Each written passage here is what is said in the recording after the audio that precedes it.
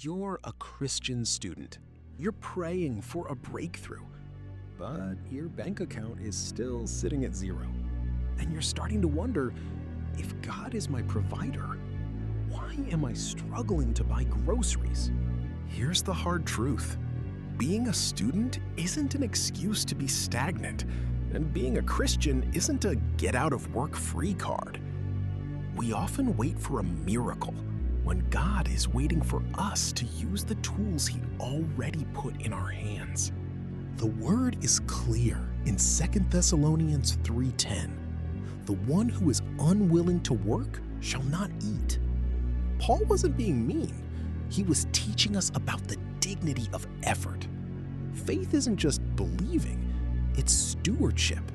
In the parable of the talents, the master didn't give everyone the same amount, but he expected everyone to multiply what they had.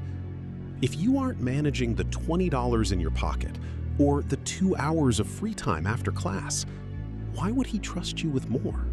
The world tells you to hustle until you burn out, but Proverbs 13 verse 4 offers a better way.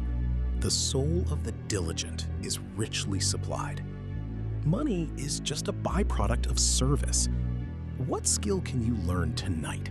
AI, writing, design that solves a problem for someone else. Stop praying for a harvest where you haven't planted any seeds. Your bank account won't change until your habits do.